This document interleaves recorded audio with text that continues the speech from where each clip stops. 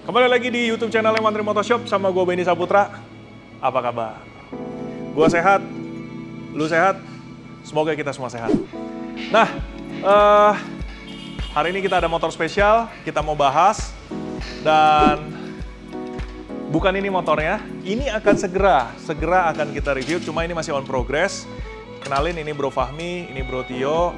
Ini adalah CBR 1000 milik customer kita dari Tuban. Ya, lu udah lihat lah. Nanti aja kita jelasin. Ini Sun nanti. Terus ada yang unik juga, yang hijau ini. ZX10RR juga akan menyusul. Kita akan bahas setelah selesai. Build-nya cukup serius. Koleksi WSBK style. Nah, nggak dua itu yang kita bahas. Yang kita bahas kali ini adalah Yamaha R1 60th Anniversary milik Bro Rento. Stay tune ya.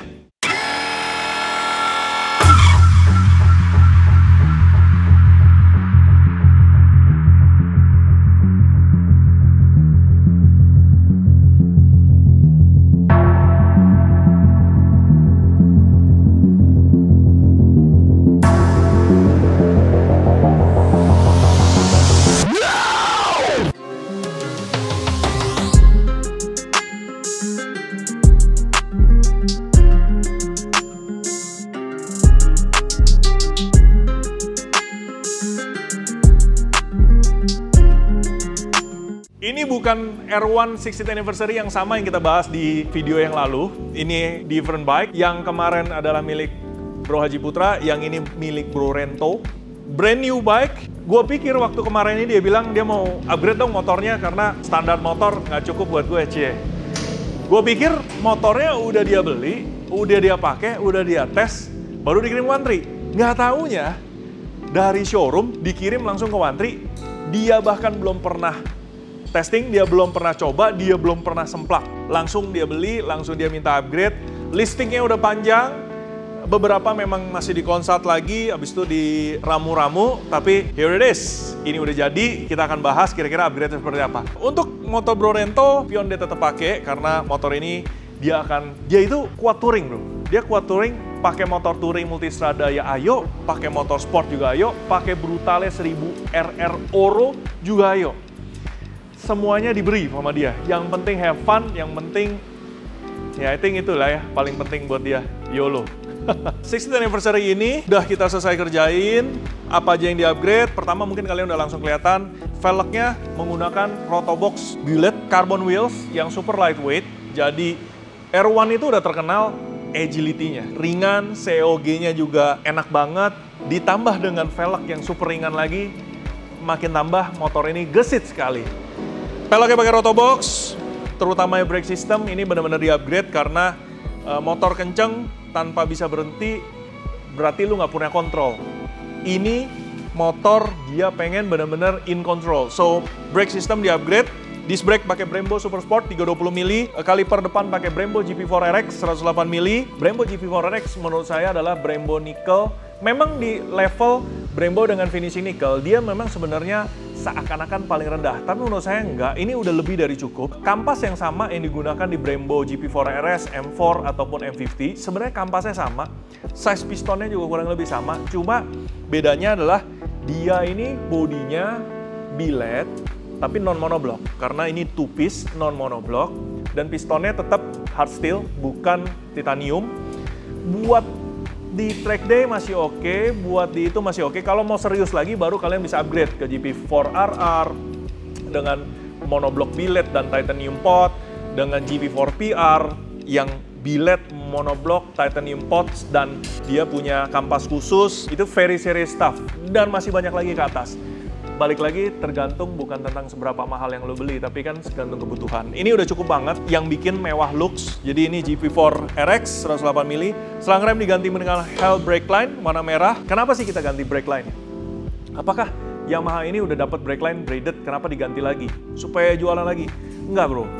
Ada masalah ketika di motor ini ganti master rem. Ini master remnya udah pakai Brembo Corsa 19. Masalahnya adalah selang rem standar itu tekukannya nggak bisa diatur. Dan posisinya juga. Master Pump standar dan Master Pump Corsa 19 itu posisinya tuh berbeda, sehingga kalau lu paksain standar dipasang itu jadi kebelit-belit. That's not safe. Jadi alhasil mesti ganti. Kaliper pun juga sama. Posisi yang standar itu di samping. Panjangnya pun juga posisi baut ini berbeda, sehingga mau nggak mau lebih safe pakai brake line dari Hell, di mana ini yang penting. Tailor made kan. Panjangnya, sudutnya semua harus pas. Supaya flow-nya, tekukan ketika shock bermain, itu semuanya aman, gitu. Nah, kita ngomong di depan selesai. Di bagian, kalian udah lihat lah, exhaust system. Untuk area engine, dia hanya mengganti intake menggunakan spring filter udara yang menggunakan spring filter P08, lalu menggunakan Dynojet PC5 untuk piggyback, sebagai piggyback memanipulasi data sensor-sensor dan output sehingga outputnya sesuai yang diinginkan. Kenapa dipasangin piggyback? Karena motor ini sudah pasang full system exhaust dari Aero. Ini tipenya Pro Race. Ini lucu nih, awalnya Bro Rento bilang, bro gue pengen suaranya yang kalem-kalem lah, jangan terlalu loud. Oke, dia datang, dia tes, kemarin ada beberapa opsi, wah kurang ya. Begitu dia dengar yang Pro Race full system ini, dia langsung jatuh cinta. Dia bilang suaranya persis sama WSBK Yamaha dan juga MotoGP Yamaha. Yes, that's true. That's true because engine-nya sama-sama crosspan 270 derajat dan suara knalpot yang dihasilkan itu low mid height-nya ya memang beda kompresi dan beda respon, tapi suaranya warna nadanya itu sama. Jadi dia suka banget. Nah, piggyback kita pasangin untuk mengatur suplai bensin sehingga pembakaran di motor ini tetap ideal. Ideal pembakaran itu gimana? Jangan terlalu rich udaranya, jangan terlalu rich bensinnya. Komposisi udara bensin ini yang menentukan air fuel mixture yang tepat sehingga pembakaran oke, tenaga enak. Kalau di R1, karena kita punya pengalaman tentang itu, kalau kita nggak pakai piggyback, bawahnya jadinya agak jerky. Terus maunya melenting. Tapi begitu pakai piggyback, bukan masalah lebih horsepower ataupun apa. RPM-nya, suara tonal pas idle sampai RPM rendah itu jauh lebih soft. Terus gaya berkendaranya dari bawah itu jauh lebih lembut dan lebih stabil. Itu yang berbeda. Udah pakai piggyback, Power Commander, Dynojet Power Commander 5, knalpot Pro Race full system titanium. Dirasa udah cukup untuk secara performance. Lalu ada beberapa pernik yang ditambahkan di motor ini. Oke, brake line di belakang juga akhirnya sama menggunakan Hell, warnanya merah. Lalu di sini kaliper belakang diganti, yang tadinya standar di atas kecil ikut kayak depan diganti dengan bracket dari Project One berbahan aluminium billet, aluminium seri 6, dan yang kita boleh berbangga dengan Project One ini adalah tingkat presisi detail yang super detail. Karena itu yang pasti diharapkan oleh gua kalau punya motor ataupun orang lain yang punya motor. Jadi precise itu nomor satu. Durability juga, reliability juga. Bracket dari Project One, kalipernya P234 nickel. Sebenarnya Brembo P234 ini maupun nickel, ini kan billet. Yang casting nickel, billet itu kampasnya semua sama, beda aja fisiknya. Ada yang casting, yang grey, gold, black itu, ataupun ada yang billet. Billetnya pun ada black, bronze, grey, and also nickel. Ya ini lebih ke padu-padan aja. Kalau bawa motorsport sebenarnya sih, me personally jarang banget pakai rem belakang. Jarang sekali pakai rem belakang. Total control akan kalian bisa dapatkan ketika Anda mengandalkan rem depan, suspensi ke depan, dan postur tubuh di depan. Itu yang bisa mengontrol kendaraan di ketika situasi apapun. Belakang itu saya biasa, kalau memang kita butuh menyeimbangkan, misalnya lu lagi flat out, terus jalannya agak bumpy, itu biasanya gue tekan sedikit supaya ngebantu semacam kinerja dari suspensi. Ini masing-masing orang punya karakter ya. Me seperti itu, depend lagi karakter suspensi lu setting seperti apa. Terus kadang-kadang kalau lagi corner, mungkin di titik-titik tertentu biasanya gue icip-icip rem belakang sedikit-sedikit. Ya, basically yang lu andalkan utama adalah rem depan. Rem itu bukan cuma untuk braking, tapi juga controlling. Oke, jalur pedok pakai RNG, terus di sini swing arm. Kalau yang ini memang warnanya hitam. Dan di sini pakai chain adjuster dari Lightech. Banyak yang bilang, oke, chain adjuster ini kenapa sih banyak digunakan dan perlu nggak sih? Begini guys, menurut gua, kalau memang lu ngincernya looks, jelas ini lebih rapi. Kenapa? Yang tadinya block, sekarang berubah jadi menyatu dengan swing arm dan jauh lebih rapi. Secara function, ini jauh lebih enak sebagai technician dan lain-lain. Kenapa? Kalau tadinya block itu lu ngatur dorongan dari baut depan, tapi masih bisa movement. Jadi pas lagi lu ngetel rantai, abis itu lu mau ngencengin bautnya, itu bisa aja bergerak ke belakang dan akhirnya nggak lurus. It happens, it happens. Nah, dengan yang posisi seperti ini, dia diikat dengan setelan baut di belakang. Posisinya akan fix ketika lu lepas as roda ataupun mau lepas as roda, lepas roda, lu pasang lagi. Posisi dari si lubang axle ini akan tetap di tempat. Persis sama. Dan lu bisa ukur benar-benar untuk ngatur supaya setelan rantai itu benar-benar lurus sehingga jarak kanan sama kiri axle terhadap base point ini itu persis sama. Makanya di sini juga ada metriknya. Ketiga, ya tadi pertama looks-nya bagus. Kedua, setelan rantai gampang dan lain-lain. Ketiga, ya nggak semua perlu. Di sini bisa pasangin race hook di belakangnya. Kalau di track bike biasanya pedok itu nggak model yang seperti ini, tapi pakai yang hook. Nah, hooknya ini ditaruh di belakang. Di sini di belakang ini ada warna silver, jepitan daripada si Lightech. Nah, itu bisa diganti, replace jadi hook di belakang. Sehingga kalau misalnya yang kalian pengen jadi race look, race mode, nah ini bisa pakai itu. Terlebih daripada itu, produk Lightech menurut gua sangat bisa diandalkan. Aluminiumnya pakai argal keras, tingkat presisi kanan dan kirinya superb, aluminiumnya juga nggak ngedenyot apa tuh sebutnya, nggak lunak, sehingga ini kan axle roda ya. Kalau lu ngandelin sesuatu metrik yang mesti presisi tapi dia lunak, akhirnya jadi lari hitungannya. Putarannya juga oke, kliknya enak, precise, ya bukan ngejagoin brand sendiri, tapi ada alasan kenapa saya pilih brand itu untuk kita bawa dan dijual di Indonesia. Saya, ya yang tahu-tahu lah, saya nggak bisa sembarangan jual barang orang. Barang itu bagus, saya telusuri oke, baru kita jual. Itu salah satu alasannya. Oke, ini pelek belakangnya, Rotobox Bullet. Nih kalian bisa lihat remnya bagus. Ini dipakein karbon di sini, rear hugger dipakein karbon. Lalu di frame juga dipakein frame cover karbon, presisi sangat baik. Untuk mesin, coolant menggunakan engine ice, lalu selang radiator menggunakan Samco, protektor. Doi nggak pengen pakai frame slider karena menurut dia terlalu nonjol, jadi frame slider dia nggak pakai. Tapi roda depan dipakai Excel slider, lalu engine dipakai GB Racing engine guard. Ini seperti yang kalian tahu, cover engine berbahan plastik nilon ABS yang ramuannya cuma mereka yang tahu karena mereka produksi moldingnya mereka sendiri di UK. Mereka produksi barangnya juga mereka di UK, nggak di negara lain. Cuma sayangnya ya namanya barang terkenal, barang yang satu-satunya film approve, GB Racing doang, akhirnya dicetak dan banyak replikanya. Jadi hati-hatilah saat memilih protektor. Di sisi atas, tutup tangki diganti dengan Lightech Black Red, Quick Lock, Easy Lock, pakai model spin. Terus grip menggunakan grip dari Ariete Aries warna dark grey. Lever guard pakai Lightech kanan dan kiri. Nah ini kalian mesti perhatiin nih bedanya nih. Dia kan terdiri dari dua item, lever guardnya dan adaptornya.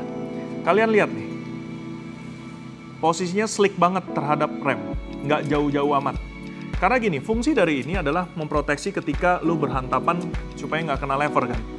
Nah, tapi lu juga nggak pengen lever ini jadi kegedean, kayak gantungan jemuran yang gede kemana-mana. Nah, ini salah satunya. Dengan ini merapat kepada lever, akhirnya lebar daripada motor tetap nggak bertambah secara signifikan, gitu kan? Kadang ada tuh lever guard yang nggak karuan keluar-keluar. Jarak ke depannya juga. Jadi semua masih aman. Sama di depan, di kanan dan kiri, jaraknya tuh super aman tuh. super sleek. Jadi sistem adaptornya juga nggak sembarangan. Ini yang bikin rapi. Lu masang lever guard untuk proteksi, tapi tetap tampilan motor rapi, berkelas, dan nyaman gitu lihatnya. Oke, master rem pakai Corsa, clutch masih tetap pakai standar, tabung rem pakai warna smoke. Dia lepas buntut belakang karena ya jujur aja R1 tanpa dengan buntut jelas jelek. Akhirnya dilepas buntutnya, dan ini lampu sennya menggunakan lampu dari NRC kanan dan kiri. Lo mau lihat? Kebetulan lampu 3-in-1 kita lagi habis. Ini ya, lampu dari ini ya, dari dulu keren banget ya. Lensanya kotak tapi di dalamnya kayak ada 3D, bentukannya unik ya. Ya kita kasih LED lampu sennya. Pakai NRC, jadi taruh di selipan lubang yang tembus di R1 ini. Ya jujur kata emang awal mulanya yang bikin bodi bolong gini kan pertama kali 1199 Panigale ya, dan akhirnya desainnya mengilhami banyak produsen untuk bikin hal yang sama, dan menurut saya ya bagus sih, memang bagus jujur, jadi seksi. Nah, untuk suspensi depan ini masih mengandalkan shock daripada Kayaba bawaan standar, karena menurut saya jujur sih, kalau berdasarkan fungsi, Kayaba depan standar ini sangat top. Jujur, Anda di sini kan udah full adjustable, preloadnya, compressionnya, reboundnya. Nah, shock depannya itu udah preload adjustable, rebound adjustable, dan compression adjustable. Menurut saya, berdasarkan pengalaman, Kayaba depan ini di R1 itu udah sangat spesial. Lu tweak sedikit suspensi depan ini, udah jadi motor lu enak. Jadi, kenapa nggak sih nggak depannya all-ins? Ya, jujur kalau frankly speaking, kalau buat styling atau mau buat looks, ya depend ya. Pakai all-ins juga bagus, road and track, FJRT, I forgot kodenya berapa, tapi ya boleh. Tapi sebenarnya Kayaba pun juga yang bawaan ini, saya harus akui ini juga udah capable. Cuma shock belakang jujur memang tailnya agak gabut kalau pakai bawaannya, sehingga motor ini udah pakai all-ins TTX GP di sisi belakang. Tujuannya jelas untuk supaya kontrol dari motor ini bisa diandalkan. Karena kalau untuk bawaan standarnya saya juga emang kurang recommended. Sulit untuk kita mengatur, dapetin compression rebound rate yang enak untuk supaya masuk keluar tikungan itu bisa antek, itulah kurang lebih. Jadi all-in TTX GP udah disematkan. Lalu perangkat lain yang ada di motor ini yang udah di replace, salah satunya adalah rantai standar yang berbahan steel. Kalian bisa lihat steel ini ya kalau masih baru memang bagus, tapi bentaran dipakai langsung udah lusuh. Jadi Doi nggak suka, Doi minta ganti pakai EK chain yang warnanya red. Jadi udah disematkan, looks-nya udah jadi. Nah, udah deh. Yang kalian tunggu pasti satu, suara dari knalpot motor R1 kalau pakai full system ProRace exhaust. I've been there, saya dulu juga pas pakai R1M pakai Aero ProRace juga sempet. Ya waktu itu ganti-ganti. Bro Erik Saputra yang balap pakai R1M juga pakai ProRace full system exhaust. Dan Doi sih puas banget ya dengan performance-nya. Tiba saatnya ini yang kalian tunggu adalah suara dari knalpot Aero ProRace di motor ini. Tetes ya suaranya kayak apa ya. Motor ini udah di warm up. Kalian bisa lihat suhunya di sini. I can show you that coolant temperatur saat ini adalah 90 derajat dan air temperatur adalah 50 derajat. Jadi ini penting buat kalian. Ini penting buat kalian mengerti kalau suka yang mau blayer motor. Pastikan supaya demi safety daripada engine lo, pastikan motor itu harus dihangatkan dulu hingga suhu let's say 75-80 derajat Celcius. Engine temp, coolant temp juga boleh ya. Setelah itu baru kalian boleh melakukan throttle dikit-dikit, pelan-pelan dulu baru yang besar. Jadi jangan suka nyalain motor belum apa-apa langsung digeber-geber. Nah, bahaya tuh buat engine lu yang angetnya belum rata. oilnya juga belum melumasi ke semua segala sisi, jadi tunggu sampai hangat, 75 sampai 80 derajat dan abis itu silakan. Oke? Nah sekarang kita nyalain, kita dengar suaranya kayak apa.